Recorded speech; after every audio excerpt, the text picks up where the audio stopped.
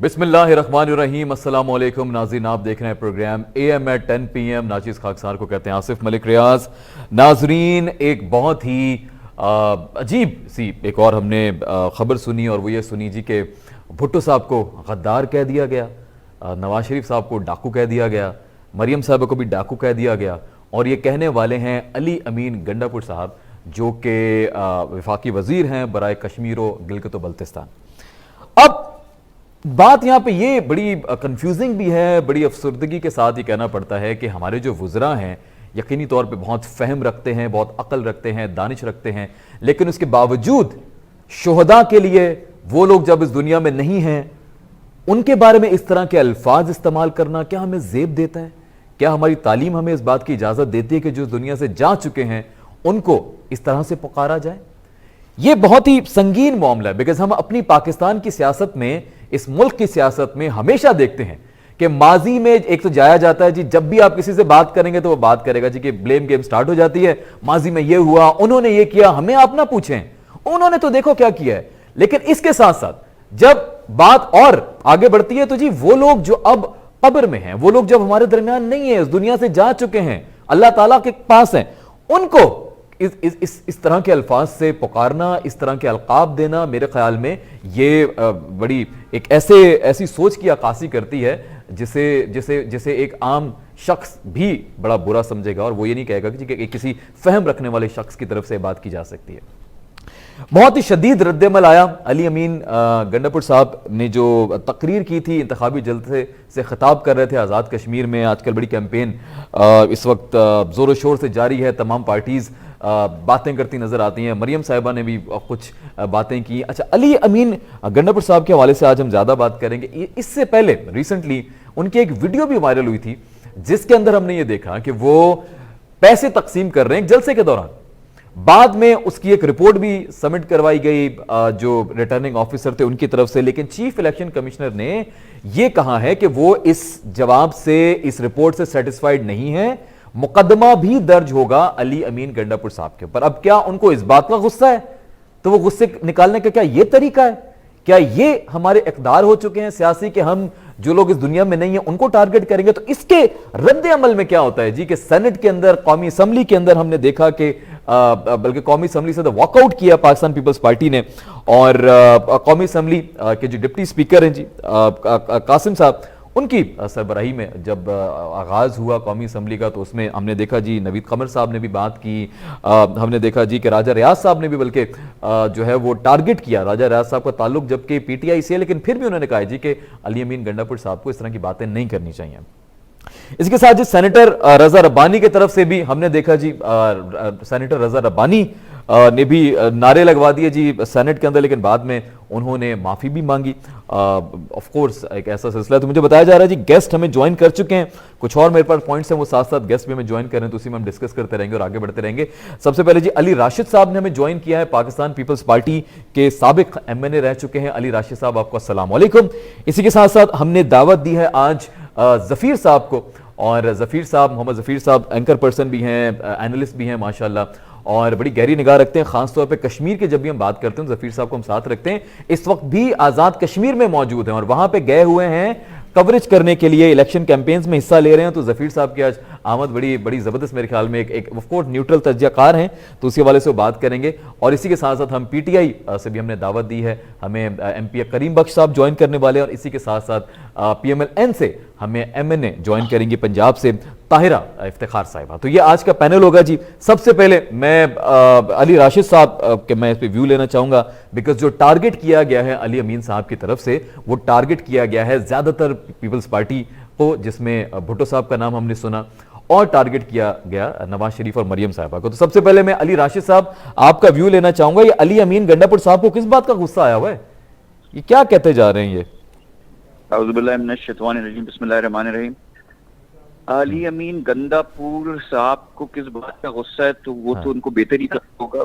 खैर, माजी में आप देखा जैसे उनके पास से शहद की बोतलें बरामद होती रही हैं, शायद उसी शहद के सरूर में आके उन्होंने ऐसे कुछ बातें कर दी हो जो बहुत ही नामुनासिब थी, और ना उनका नहीं, अगर वो सरूर उतरता तो मेरे ख्याल में फिर माफी भी आ जानी चाहिए थी ना, कोई ऐसा बयान भी आ जाता कि चलें जी मैं नहीं था, बहुत पैनिक था, फ्रस्ट्रेटेड था, बहुत सारे जलसे कर रहा हूँ, हो सकता है ना कोई भी एक बयान आ जाता है सामने। देखिए वो तो अपने अपने ज़र्फ की बात होती है, जो इंसान देखने बातें करनी नामुनासिब। आई थिंक पॉलिटिकल उनकी जो अपब्रिंगिंग है, पॉलिटिकल उनका जो एक्यूमेन है, इस चीज की उसको चीज जो है वो बताती है कि उनकी पार्टी से उनका ताल्लुक है। चीजें बहुत है यहाँ, उनकी सीनियर टोके या समझाए कि बताए कि नामुनासिब थी, ये जो उन पे पूरे पाकिस्तान में लाके ये जिस तरीके की ना उनकी कोई पॉलिटिकल अपब्रिंगिंग हो चुकी है, ना कोई सोच है पॉलिटिकल, इस किस्म की बातें करनी और भी बहुत नामुनासिब इन्होंने सिर्फ भुट्टो साहब की और भी बहुत सारी बातें की, और ये पहली दफा नहीं की है। और ये देखें, हैरत की बात यहाँ है कि ये शख्स जो है ना, इनका कद और काट इतना है कि वो भुट्टो साहब के बारे में बात कर सकें, ना कोई उनकी स्टैंडिंग। वो तो ठीक है, इखलाकी एतबार से भी मेरे ख्याल में जो अब शख्सियत हमारे दरमियान नहीं है, आप उनको पब्लिकली कैसे डिग्रेड कर सकते हैं या उनके बारे में कोई भी बयानी मेरे ख्याल में बात कर सकते हैं? ये वैसे एथिकली भी इट्स रॉन्ग, अगर मैं दुरुस्त हूं। I totally agree with you. और ये आपने बिल्कुल दुरुस्त फरमाया। ये तो सिर्फ पॉलिटिकल नहीं, एक मैंने बात की पॉलिटिकल अपब्रिंगिंग की, ये तो आपकी खानदानी और आपकी जो घर में अपब्रिंगिंग होती है उसके खिलाफ भी एक नॉर्मल घराने में जो शख्स दुनिया में अब नहीं रहे, उनके बारे में ऐसी नामुनासिब बातें नहीं करना। घरों में भी बच्चों को समझाते हैं बेटा नहीं। मुझे हैरत ये होती है कि और उनकी पार्टी से लोग इंस्टेड ऑफ के एक्सेप्ट करें कि हाँ चले, वो जोशे अपने जोशे खिताबत बात कर दी, हाँ जोशे उसमें उन्होंने आके बात कर दी, उसको उल्टा वो डिफेंड कर रहे हैं, कह रहे कि नहीं वो जलसे की बात थी और जलसे में नहीं, वो राजा रियाज साहब ने तो बोला है, राजा रियाज साहब का बड़ापन है कि उन्होंने कहा है जी कि उनको ऐसा नहीं करना चाहिए था। वो नहीं, जो जिन लोगों ने एक्सेप्ट किया है बिल्कुल उनको बात है, इसमें इसको डिफेंड करना बड़ापन है, मैं कहता हूँ बड़ापन है। और कहीं कहीं ऐसे मेरे ख्याल में मौके आते हैं जहाँ पे आपको हकीकत का साथ देना होता है, बजाय इसके कि आप किस पार्टी से ताल्लुक रखते हैं, ये ज्यादा इंपॉर्टेंट है। मैं मोहम्मद जफीर साहब की तरफ भी बढ़ना चाहूंगा, साथ ही साथ हमें दीगर गेस्ट भी ज्वाइन करेंगे, उनके भी व्यूज लेते हैं। जफीर भाई, आप इस वक्त मौजूद हैं आजाद कश्मीर में, पहले तो बताइएगा इस वक्त आप किस इलाके में हैं, और ये जरा कैंपेन के अली साहब के हवाले से तो ऑफकोर्स आप बात करेंगे, अली अमीन गंडापुर के जो बयान दिए, आप क्या राय रखते हैं, और जरा कैंपेन का भी हमें बताइएगा, ओवरव्यू दीजिएगा, इस वक्त कैंपेन कैसी चल रही है इलेक्शन कमीशन? जी बहुत शुक्रिया आसिफ मलिक आपका और आपकी पूरी टीम का। इस वक्त मैं सदनोती में मौजूद हूँ और गुज़श्ता दिनों आपने देखा होगा कि मरीम नवाज चूँकि उन्होंने पहले मुजफ्फराबाद डिवीज़न का दौरा किया, फिर वो मीरपुर डिवीज़न में थी और अब वो पुंछ डिवीजन में जलसे कर रही हैं। कल भी उनका जलसा था, आज भी जलसा था और कल भी जलसा होगा, जो कि सबसे बड़ा जलसा बलोच और दूसरा जो है वो पलंदरी में होगा। जहाँ तक अली अमीन गंडापुर साहब के जो बयान है उसकी तो आपने देखा कि वफाकी वज़रा हमारे जो हैं पीटीआई का पहले दिन से ही अलमिया ये रहा कि उनका एटीट्यूड प्रॉब्लम है, उनकी जो ज़बान है, उनकी जो गुफ्तगू है, जो वो स्टेज से बात करते हैं, वो हमेशा पाकिस्तान तहरीक इंसाफ के लिए एक बोझ बनी है। अगर ये जो इमरान खान साहब को भी बारहा टीवी प्रोग्राम्स में भी और दूसरे जो उनके अच्छे लोग हैं वो भी ये मशवरा दे चुके हैं कि आप कुछ ना करें, अपने वफाकी वज़रा को ही काबू कर लें, अगर तो आपकी आधी परेशानियां कम हो जाएंगी। तो ये वो लोग हैं जो खुद उनका सियासी कदकाठ नहीं है, लेकिन जब वो इस तरह की किसी बड़ी पर्सनैलिटी के बारे में बात करते हैं तो और ज्यादा लोगों की नजरों से गिर जाते हैं। तो यही हुआ मामला यहाँ पे भी, और देखा आपने कि कश्मीर से भी बहुत शदीद रद्द अमल आया इनके खिलाफ और मुसलसल आ रहा है। दूसरी बात यह है कि लोग इनको सीरियस नहीं ले रहे, जो इस तरह के चंद वज़रा हैं उनकी बातों का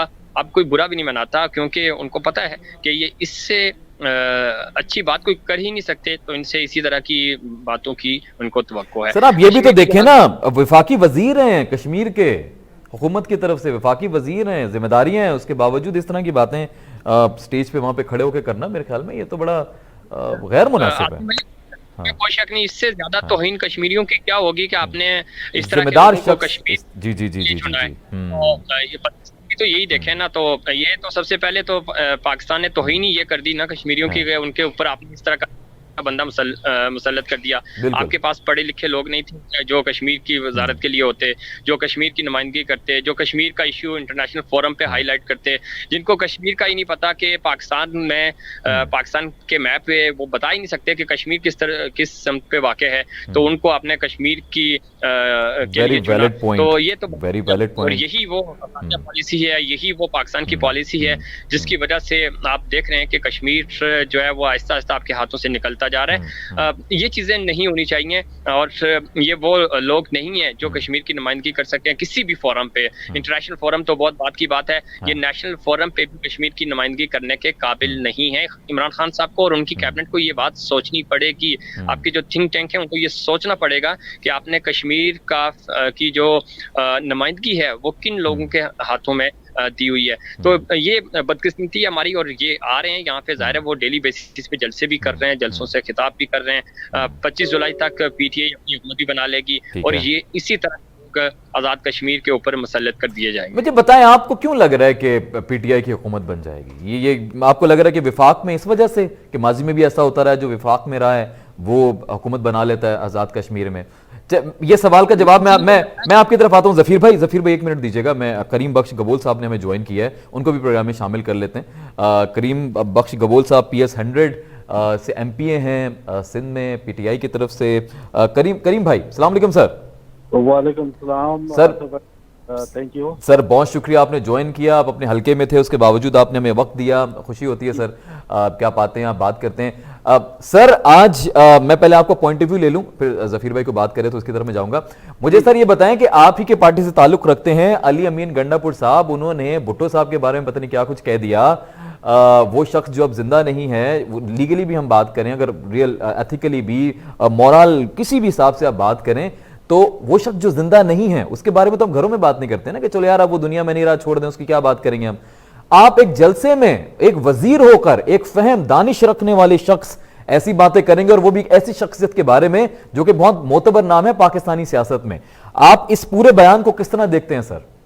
बिस्मिल्लाहिर्रहमानिर्रहीम। सबसे पहले तो मैं जो है इन अल्फाजों को कंडेम करते हैं। Very good point. बिल्कुल ठीक है जी, क्योंकि पाकिस्तान के अंदर पहला वजीर आजम जो है वो जो शहीद किया गया, और इससे पहले भी जैसे लियाकत अली खान थे, लेकिन ये है कि जुल्फ़िकार अली भुट्टो शहीद के बड़ी कुर्बानियां हैं।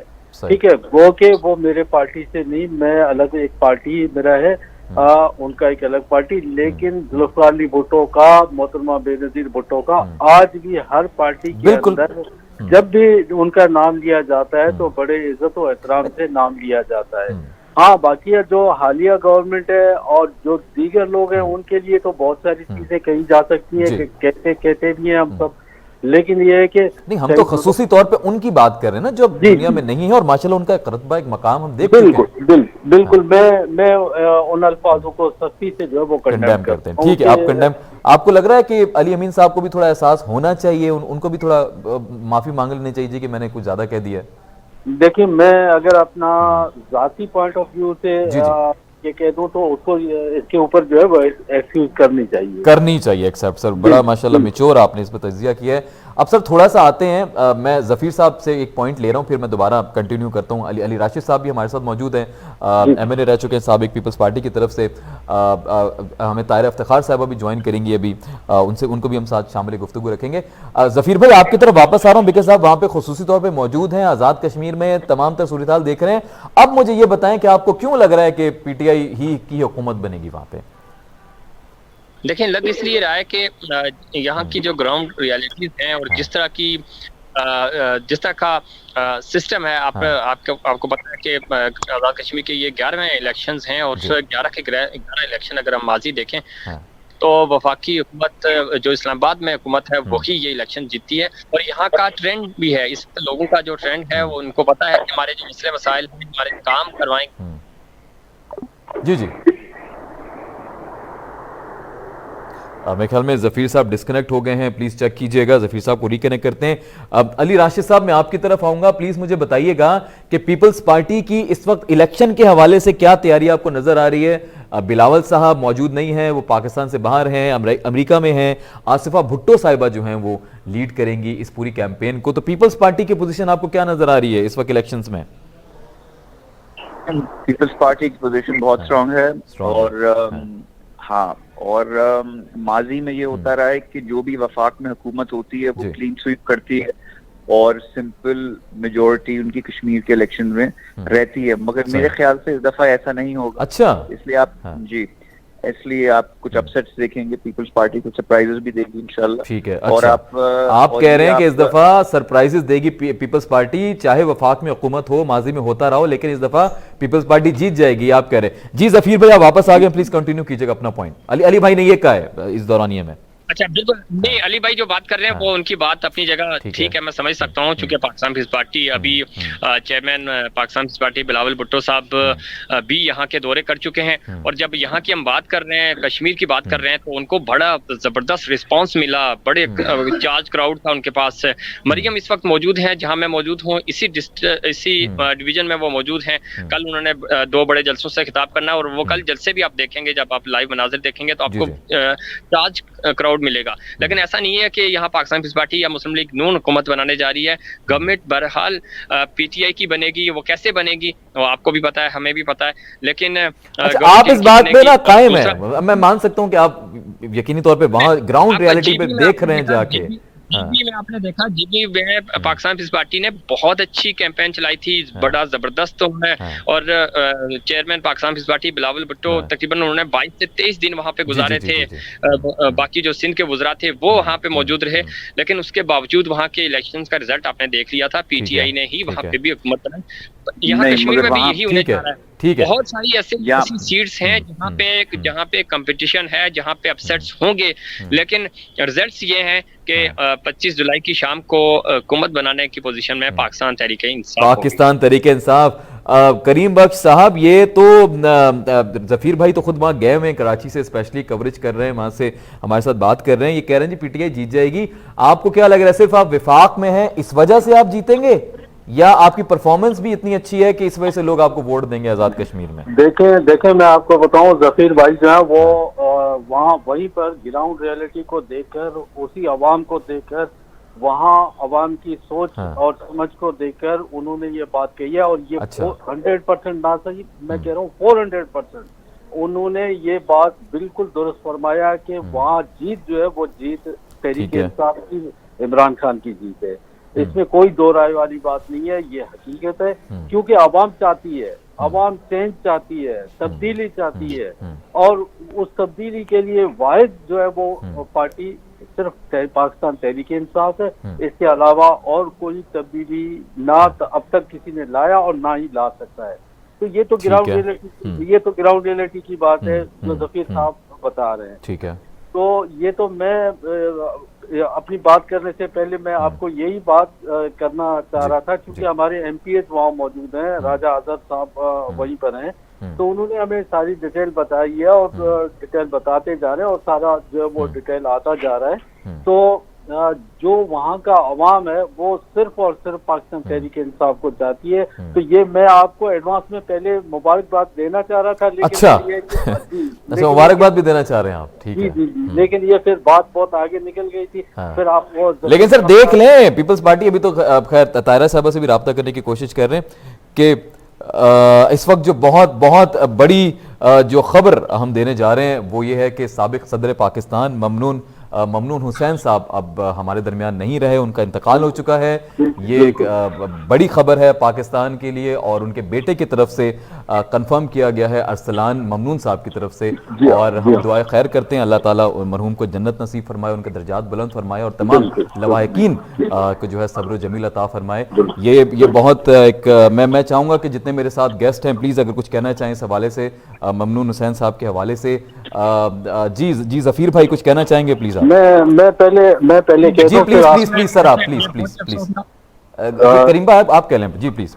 जी मैं ये कहना चाहूंगा कि बस एक दुआ है कि दुआ मगफिरत जो है वो मैं करना चाह रहा हूँ कि अल्लाह ताला उनको जन्नतुल फिरदौस में आला मकाम जो है वो अता फरमाए। मेरे साथ अभी रिसेंटली एक शादी में यही कश्मीर रोड पर कराची में हम साथ में एक शादी में साथ थे, तो बड़ी गपशप जो है वो ममनून साहब के साथ मेरी हुई थी उस रात। तो अल्लाह ताला से बस मेरी ये दुआ है कि अल्लाह ताला उनको जन्नतुल फिरदौस में आला मकाम अता फरमाए और उनके घर वालों को सब्र और जमील अता फरमाए। आमीन, जी अब आप जी जफीर भाई कुछ कह रहे थे, जी प्लीज। जी आसिफ, बहुत ही अफसोसनाक खबर है ये, और हमारी उनके लिए हम दुआ गो हैं, अल्लाह ताला उनको जन्नतुल फिरदौस में आला मकाम अता फरमाए। चूंकि पाकिस्तान के साबिक सदर रह चुके हैं और पाकिस्तान की और ख़ास तौर पे कराची की बिजनेस कम्युनिटी का एक बड़ा नाम थे और बड़े नफीस इंसान थे। अल्लाह ताला उनकी मग़फ़िरत फरमाए, और एक बड़ा लॉस है, बड़ा नुकसान है ये पाकिस्तान का, और उनके लिए हम दुआ गो हैं। जी जी जी, अली भाई आपकी तरफ में आ रहा हूँ, फिर मुझे ब्रेक पे जाना है। जी बिल्कुल, मैं जितने भी सेंटिमेंट्स बाकी सबके हैं वो मैं एको करता हूँ, और बड़ी अफसोसनाक खबर है ये।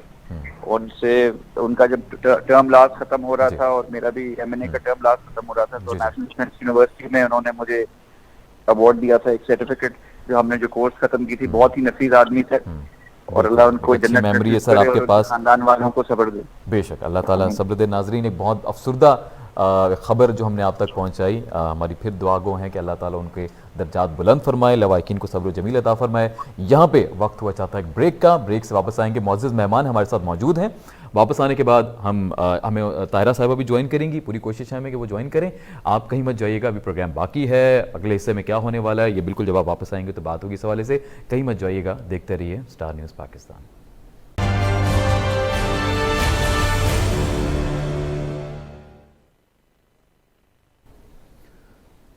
नाज़रीन वेलकम बैक, लौट कर वापस आ चुके हैं। अफसोसनाक खबर आप तक हमने पहुंचाई। सदर पाकिस्तान, साबिक सदर पाकिस्तान ममनून हुसैन साहब अब इस दुनिया में नहीं रहे, हमें छोड़कर जा चुके हैं, और उनके बेटे अरसलान ममनून ने इस बात की तस्दीक की है। 2 हफ्ते से ज़ेर इलाज थे, कैंसर के मर्ज़ में मुब्तला थे। हमारी दुआ है कि अल्लाह ताला उनके दर्जात बुलंद फरमाए और लवाहिकीन को सब्र जमील अता फरमाए। प्रोग्राम को यहीं से दोबारा आगाज़ की तरफ बढ़ते हैं जी, और जिस बात पे हमने बात को ख़त्म किया था, अली राशिद भाई की तरफ मैं आऊँगा। अली राशिद साहब, अली राशिद साहब, जी अली राशिद साहब, सर मुझे सर ज़रा ये बताएं कि ये जो एक वीडियो वायरल हुई थी अली अमीन गंडापुर साहब की ही, कि वो पैसे बांट रहे थे जलसे के दौरान, तो आप सबसे पहले तो बताएं, उनकी तरफ तो खैर कुछ और आया, वो जी किसी पैसे किसी वजह की बना पर पैसे देने थे, कोई प्रोजेक्ट, तो पता नहीं क्या क्या जवाब मिला है। आप इस वीडियो को कैसे देखते हैं, आपके ख्याल में क्या था? देखिए, वो क्लियर कट एक वीडियो थी जिसमें आप देख सकते हैं कि वो लोगों को पैसे देने की कोशिश कर रहे हैं, ब्राइब कर रहे हैं, ब्राइब कर दे रहे हैं वो, हाँ ऑफ कोर्स अपने वोट्स खरीदने के लिए। और ये मतलब एक होता है ना कि आवाम देख रही है, बच्चा जानता है क्या, उस पे आप इस किस्म की स्टूपिड कोई एक्सक्यूज आप दें कि नहीं वो काम तो ये आवाम के जो शऊर का है उसका मजाक उड़ाना है, आवाम को बेवकूफ बनाने की कोशिश।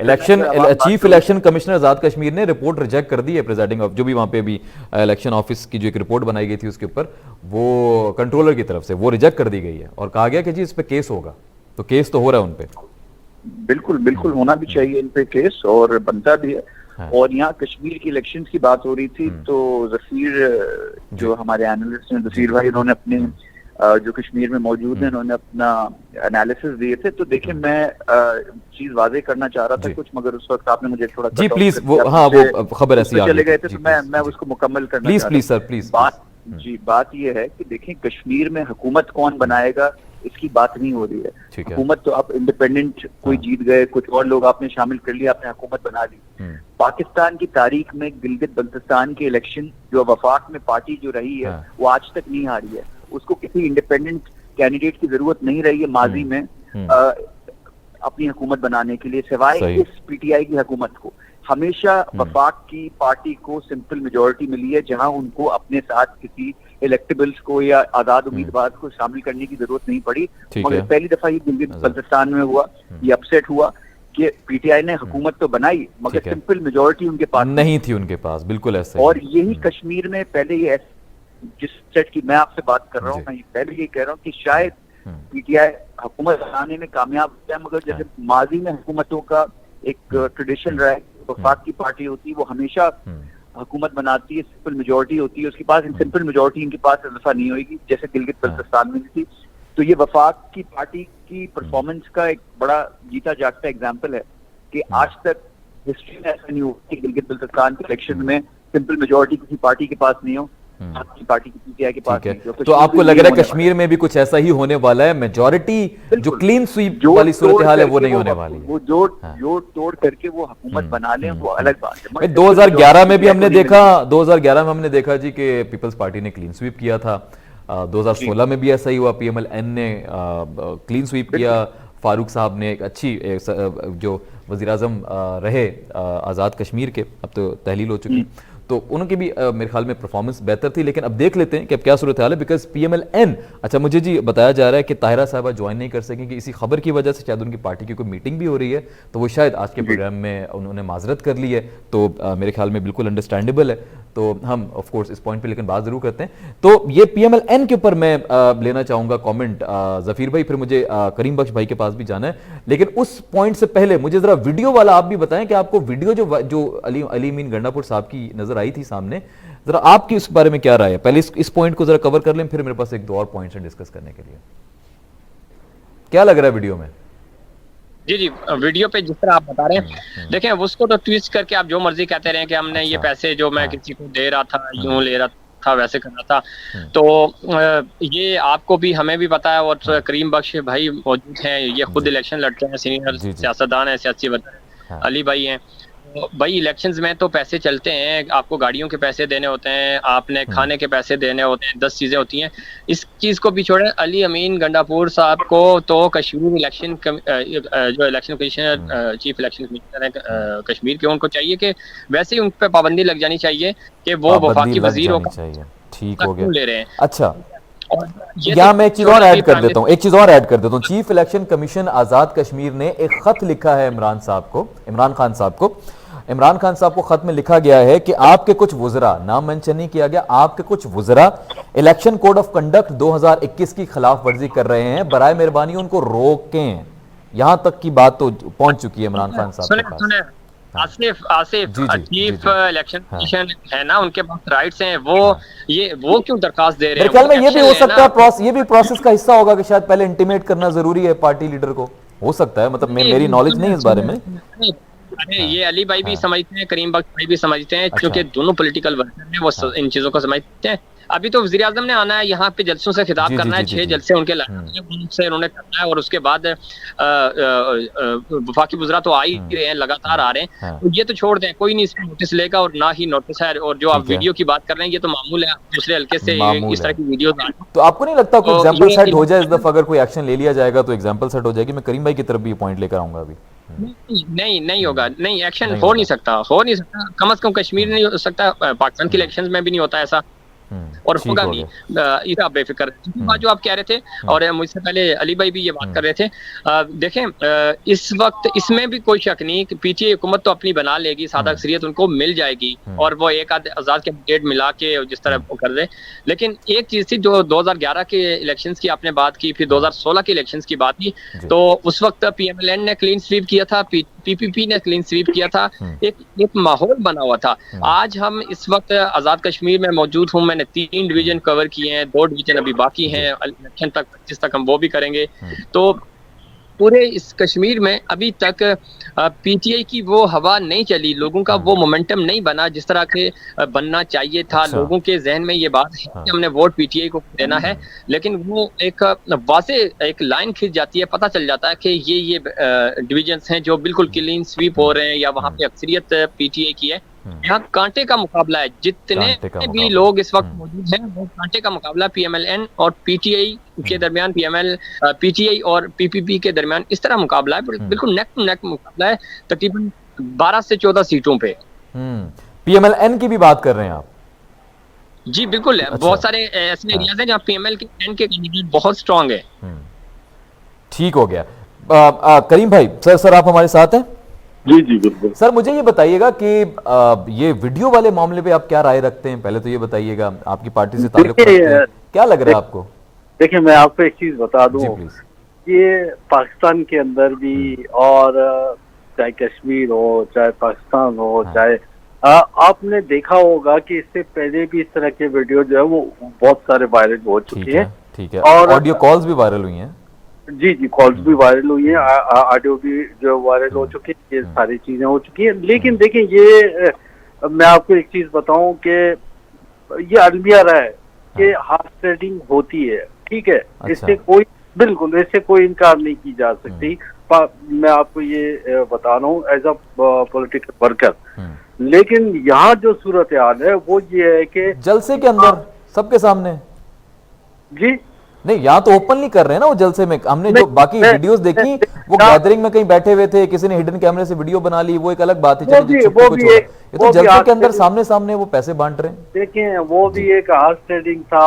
और लेकिन ये देखिए यहाँ पर तो कुछ सिचुएशन चेंज है। वो चेंज इसलिए है कि यहाँ पर देखें इलेक्शन खर्चा है और वो पोलिंग का खर्चा है और बाकी सारे खर्चे हैं। और ये इसमें ऐसा किसी को ये तो कोई ढकी छुपी बात तो नहीं है कि जी को बगैर खर्चे का आप इलेक्शन लड़ सकते हैं, बगैर किसी पैसे के। सर वो खर्चा तो जिम्मेदारान को दिया जाता है ना, ना कि आवाम, जो आम लोग वहां बैठे हैं उनमें भी बांटा जा रहा है। ये तो मेरे ख्याल में ऐसा ही है कि शायद वोटर भी खरीदे जा रहे हैं। नहीं नहीं, ऐसी बात नहीं है कि वोटर खरीदे जा रहे हैं। ऐसी कोई ना तो आज तक के जो है वो तहरीक इंसाफ ने इस तरह का कोई काम सर अंजाम दिया है, ना ही हमारा पार्टी का कोई ऐसा कोई विजन है। बाकी अभी बताएं, इमरान खान साहब इस पे एक्शन लेंगे?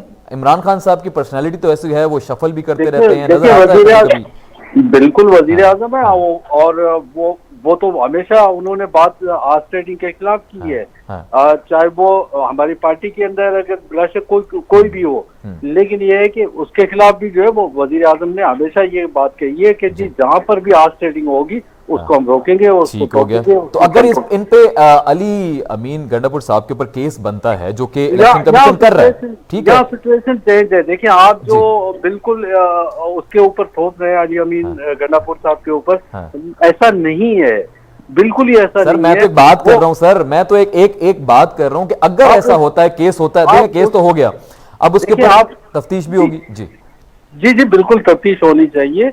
और अगर कोई कसूर नजर आता है अली अमीन गंडापुर साहब का, तो आपको लगता है इमरान खान साहब उनको हटा देंगे वजारत से, या कोई उन पे पेनल्टी लगेगी?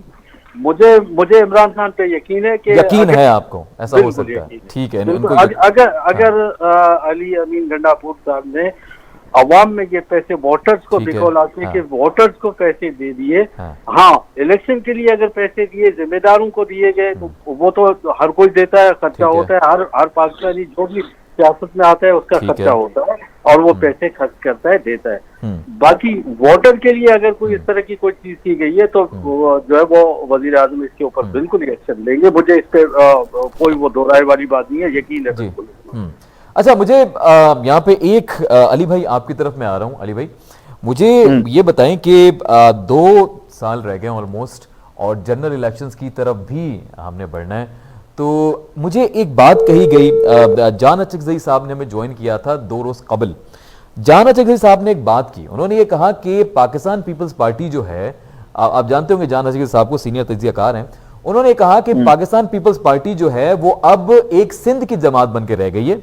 वो कश्मीर में या पंजाब में किसी जमाने में भुट्टो और बीबी साहिबा के दौर में हुआ करती थी एक जमात, जो कि पाकिस्तान की जमात थी, अब एक सूबाई जमात बनकर रह गई है, तो उनसे फिलहाल उम्मीद नहीं है कि ये जीत पाएंगे। इस कमेंट को आप किस तरह देखते हैं?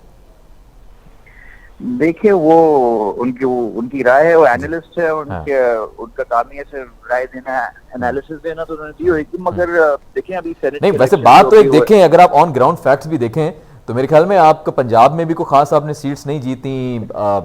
पिछला ऑफ कोर्स पीएमएलएन जीत गई थी आजाद कश्मीर से भी, तो कुछ कहीं ना कहीं बाद में हकीकत नजर तो आती है, लेकिन इसकी वजूहात क्या लग रही हैं आपको? देखिए अभी सेनेट के इलेक्शन हुए, काफी ऐसे केपी से भी और बाकी जगहों से भी हमने ली। ये अप्स एंड डाउन तो एक पॉलिटिकल जर्नी का हिस्सा रहते हैं। पीएमएलएन में भी ऐसा हुआ था कि एक जमाने में से 17 सीट उनकी सिंपल मेजोरिटी से, सिर्फ टोटल 17 सीट्स उन्होंने जीती थी और सब सीट्स पंजाब से ही थी उनकी। तो अब ये कहना कि रीजनल पार्टी रह गई, पंजाब की बन के रह गई, तो मुनासिब नहीं होगा। तो ये चीजें अप्स एंड डाउन चलती हैं और ये आने वाले वक्तों में आप देखेंगे रीऑर्गेनाइजेशन हो रही है चीजों की, और इंशाल्लाह आने वाले तो पंजाब में अपनी पोजीशन जो एक पूरी एक बड़ी जमात बनकर पंजाब में भी आए थे आप, वो वापस आ पाएंगे आपको लग रहा है 2 साल के बाद? देखें अभी आप डेवलपमेंट्स पे अगर आप एक गौर दें और एक कड़ी नजर रखें कि क्या क्या चीजें चल रही हैं। जो माजी में जो पंजाब में जो हमारे साथी और हमारे जाले जो थोड़े नाराज होकर साइड पे हो गए थे, वट्टू साहब हों या बाकी हों, वो सब मिलके वापस आ रहे हैं। रीऑर्गेनाइज वापस आ कर रहे रहे हैं, हैं चीजों ठीक को, है। और इंशाल्लाह उम्मीद है कि चीजें बेहतरी की तरफ जाएंगी। ठीक है, और ये जाएंगे। पीटीआई की जो आपको लग रहा है, जैसे हाँ। जहांगीर तरीन साहब हो गए, इनके हाँ। फॉरवर्ड ब्लॉक्स बन रहे हैं जो इधर, तो हाँ। बहुत लोग हैं जो इधर उधर जाएंगे, और आने वाले वक्त का कुछ नहीं कहा जा सकता। अच्छा, पीटीआई के बारे में खबरें वैसे गर्दिश कर रही हैं कि बहुत सारे वुज़रा भी, बहुत सारे लोग भी, कौमी असम्बली के मेंबर्स भी, और पंजाब में एमपीएस भी, बहुत सारे नाला हैं, किसी न किसी बात पे लड़ते भी रहते हैं आपस में, कुछ ना कुछ उनकी खलिश चलती रहती है। तो इसमें मेरे ख्याल में इमरान खान साहब को भी ब्रीफिंग दी जा चुकी है कि मसाइल हैं पार्टी में। इसकी तरफ मैं आता हूं, लेकिन जफीर भाई मुझे एक बात बताएं, आपको क्या लग रहा है पाकिस्तान पीपल्स पार्टी के हवाले से मुझे बताइएगा कि क्या ये कॉमेंट जान अचकज़ई साहब ने इसी शो में कहा एक रोज़ कबल, 2 रोज़ कबल, कि पीपल्स पार्टी जो है अब सिर्फ एक सूबे की जमात बनकर रह चुकी है, वो कश्मीर में या पंजाब में कहीं भी हुकूमत बनाने की पोजीशन में नहीं है इन फ्यूचर, इस कमेंट को आप कैसे देखते हैं बहैसियत तज्ज़ियाकार?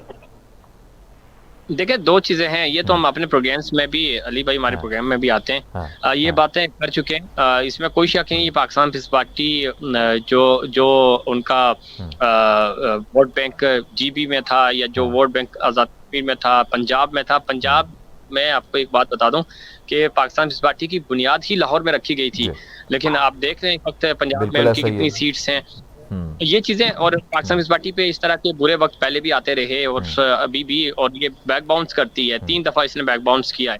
और जहां तक कश्मीर की बात है, तो कश्मीर में इस वक्त नंबर 2 पे है ये, क्या नाम है, पाकिस्तान पीपल्स पार्टी। तो आप इसको इस तरह देख सकते हैं, आप जो भी एनालिस्ट ने थे उनका अपना पॉइंट ऑफ व्यू है, ठीक है, इस वक्त कंप्लीट कर लिया। यहाँ पे ऐसा नहीं है कि पाकिस्तान पीपल्स पार्टी का बिल्कुल सफाया हो गया। अच्छा, नंबर 2 पे आपको नहीं, लेकिन मरियम साहिबा दूसरी तरफ बहुत, थोड़ा सा पीएमएल-एन पे बात कर लेते हैं, इत्तफाक है अब ताहिरा साहिबा हमें ज्वाइन नहीं कर सकी। मुझे बताएं मरियम साहिबा को आप किस तरह देखते हैं, फिर मैं गबूल साहब की तरफ भी जाऊंगा इसी पॉइंट पे, कि मरियम साहिबा बहुत एक्टिव हैं, बहुत ज्यादा तमाम तर जमातों में देखते हैं कि जी वो बहुत ज्यादा एक्टिव नजर आती हैं, बहुत जलसे करें, आपने भी बताया कि अभी जलसे किए उन्होंने, 2 और भी करने वाली हैं, तो जरा बताएं कि पीएमएल-एन की परफॉर्मेंस को आप आज़ाद कश्मीर में कैसे देख रहे हैं, और स्पेशली मरियम साहिबा की। मरियम साहिबा भी अपनी तकरीरों में काफ़ी ऐसे जुमले कह जाती हैं बड़े बड़े भरम के साथ, और हम देखते हैं कि चूंकि इस वक्त आज़ाद कश्मीर में हुकूमत में, अभी उनकी हुकूमत मौजूद है, वज़ीर आज़म इस वक्त राजा फारूक हैदर खान, उनके पूरी कैबिनेट इस वक्त मौजूद है। क्योंकि आज़ाद कश्मीर की जो इलेक्शंस हैं, यहाँ पे आप निगरान सेटअप नहीं होता, उसी सेटअप ने अपने दौर में इलेक्शन करवा के अगली गवर्नमेंट के हैंड ओवर करने होते हैं। तो वज़ीर आज़म तो अभी उनके पास पावर्स कम हो जाते हैं, वो अपनी पावर्स यूटिलाइज नहीं कर सकते, लेकिन अभी भी वही वज़ीर आज़म है, उन्हीं की ज़ेरे निगरानी ये इलेक्शन भी हो रहे हैं। दूसरी बात परफॉर्मेंस की जहाँ तक बात है, मुस्लिम लीग नून परफॉर्म नहीं कर सकी, उन पर करप्शन के इल्ज़ामात हैं, और बहुत सारी ऐसी उन्होंने सरकारी मुलाजमीन भर्ती किए, और कोई 5.5 साल के लगभग पिछले दिनों में, और इस तरह के इल्जाम का काम नहीं हो सका, बहुत सारे इश्यूज रहे। मरियम नवाज चूंकि यहाँ आई हैं, पार्टी की हेड बन के लीड कर रही हैं वो यहाँ पे, और आज़ाद कश्मीर की जो मुस्लिम लीग नून है उसको सपोर्ट करने आई है, उनको सपोर्ट करने यहाँ पे लोग आते हैं, और ऐसा नहीं है कि उनको आप उनके वोटर्स हरगिज़ ना समझें, जलसे तगड़े होते हैं। जलसे बिलावल भुट्टो के भी बहुत शानदार जलसे हुए, और कल अगर कोई और यहाँ प्राइम मिनिस्टर आके जलसे करेंगे तो उनको भी लोग देखने जाएंगे। तो सिर्फ जलसों की बेस पे आप नहीं कह सकते। मुझे एक छोटा सा 30 सेकंड में एक और जवाब दे दें जफीर भाई, 30 सेकंड में एक और जवाब दे दें जी, 30 सेकंड में एक और जवाब दे दें। वहां पे लोगों से आपको क्या तासुर मिला है कि पीएमएल-एन की परफॉर्मेंस अच्छी थी? राजा फारूक हैदर साहब के हवाले से पिछले टेन्योर से खुश हैं वो लोग? आम आवाम की मैं बात कर रहा हूँ, आपको क्या फीडबैक मिला? परफॉर्मेंस अच्छी नहीं थी, और अच्छा नहीं थी परफॉर्मेंस अच्छी नहीं थी, ओके। आप अगर जहाँ पीटीआई पे तनकीद होती है पाकिस्तान में, वहाँ आज़ाद कश्मीर में मुस्लिम लीग नून पे तनकीद होती है कि इन्होंने जो 5 अगस्त 2019 का जो स्पेशल स्टेटस था कश्मीर का, उसके हवाले से इन्होंने कोई प्रैक्टिकल काम नहीं किया। इस वजह से यहाँ पे बड़ा शदीद रद्द अमल है मुस्लिम लीग के खिलाफ। मुस्लिम लीग के खिलाफ सर करीम बख्श गबोल साहब, सर मैं कुछ पॉइंट्स आप तक आपके लिए रीड कर रहा हूं मरियम साहिबा की तरफ से, जो कि जलसे में कहे गए। वो ये कहती हैं, आप सुन रहे हैं करीम भाई? जी जी जी जी सर, वो ये कहती हैं कि इमरान खान साहब ने खुद मान लिया कि वो अवाम की नहीं सिलेक्टर्स की चॉइस है, ठीक है। इसके बाद वो कहती हैं कि वो सिलेक्टर के एक इशारे पर लट्टू की तरह घूमते हैं। इमरान खान साहब चॉइस इसलिए हैं कि वो हर बात पर झुक जाते हैं, डर जाते हैं और सर झुका लेते हैं। इसी के साथ वो कहते हैं कि हर कहते कि डब्बों से निकलने वाला हर वोट नवाज शरीफ का वोट कश्मीर की आजादी और इमरान खान पर लगा वोट या हर निशान कश्मीर को सूबा बनाने का वोट होगा। इस पूरे जुमलों को कैसे देखते हैं आप? डायरेक्ट टारगेट करती हैं इमरान खान साहब।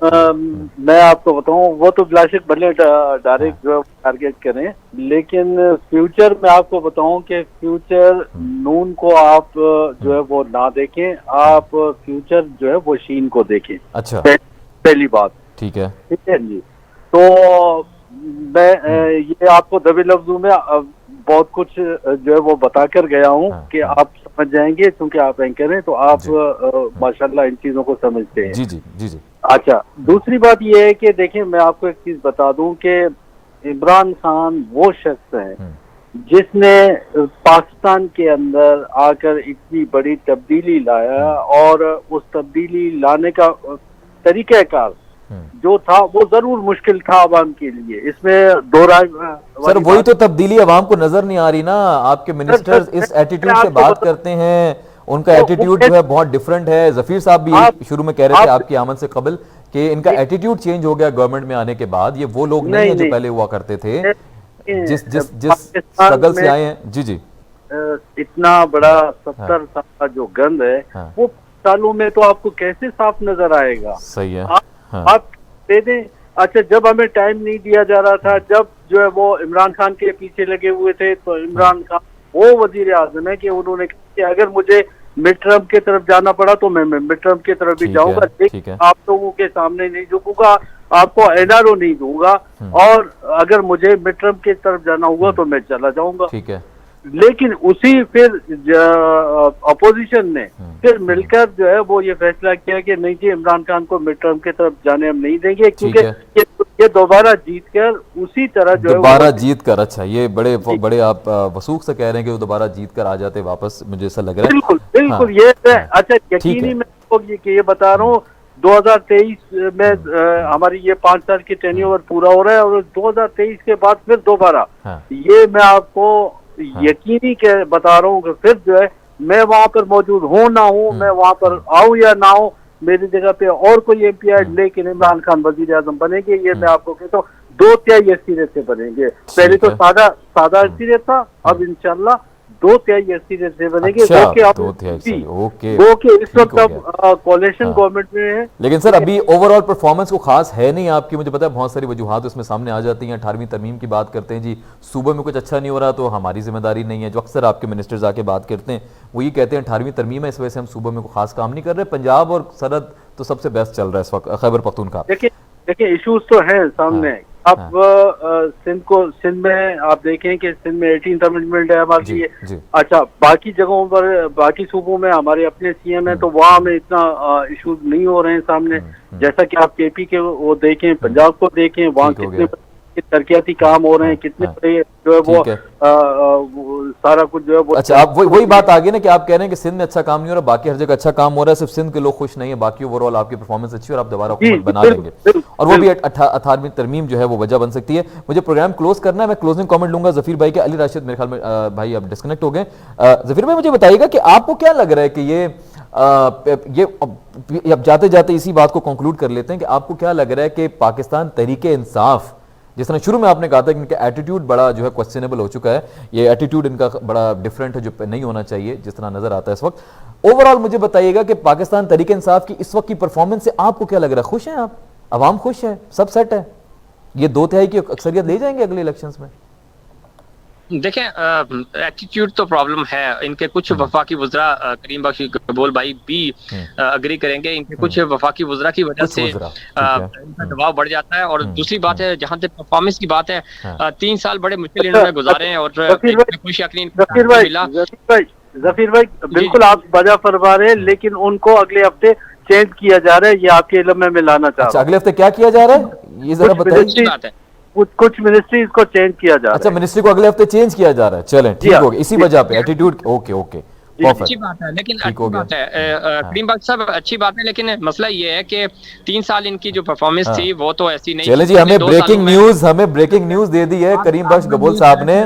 इनके मुताबिक जीडीपी चूंकि ग्रोथ बढ़ रही है, जी जी। तो 2 सालों में पता चल जाएगा। 5 साल के बाद अगर इनकी परफॉर्मेंस वाकई में अच्छी हुई, हम तो ये कहते हैं कि इनको पूरे 5 साल मिलने चाहिए, उसके बाद अवाम फैसला करें कि इनको मजीद 5 साल मिले या नहीं मिले, और इनका जो टेन्योर है उसको पूरा होना चाहिए, ये पूरी हक है। परफेक्ट। चले जी, हमें ब्रेकिंग न्यूज मिल गई जी। करीम बख्श गबोल साहब ने ये कह दिया है कि मिनिस्ट्री चेंज होने वाली है, और इसी वजूहात की बिना पर जो मैंने भी पहले कहा था कि कुछ अंदर बातें चल रही हैं, इस पे जो है मुझे, जिस तरह मैंने पहले जिक्र भी किया था कि कुछ ऐसी चीज़ें चल रही हैं, इमरान खान साहब को भी शिकायतें पहुंची हैं, कुछ वज़रा का एटीट्यूड, तमाम तर चीज़ें जो है वो ठीक नहीं है, जिसके ऊपर इमरान खान साहब को शायद स्टेप लेना पड़े। तो आज करीम बख्श गबोल साहब ने इस बात को सेकंड किया और वो कह रहे हैं जी कि मिनिस्ट्रीज चेंज हो रही हैं, कुछ वज़रा जो मेरे ख्याल में जिनका एटीट्यूड प्रॉब्लम है या जिनकी परफॉर्मेंस भी रीजन हो सकता है, इमरान खान साहब परफॉर्मेंस के ऊपर बड़े सीरियस है शुरू से।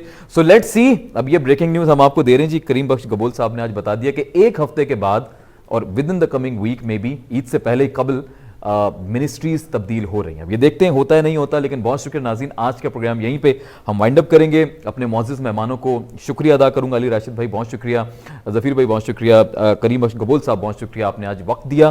तायरा साहिबा यकीनी तौर पर शामिल नहीं हो सकी क्योंकि ममनून हुसैन साहब सदर पाकिस्तान साबिक सदर अब हमारे दरमियान नहीं रहे। हम फिर प्रोग्राम के आखिर में भी उनके लिए दुआगो हैं कि अल्लाह ताला उनके लवाहिकीन को सब्र जमील अता फरमाए और उनके ममनून हुसैन साहब के दर्जात बुलंद फरमाए।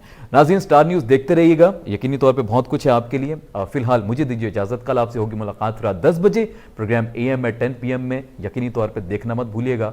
देखते रहिए स्टार न्यूज़। खुदा हाफिज़, फ़ी अमान अल्लाह।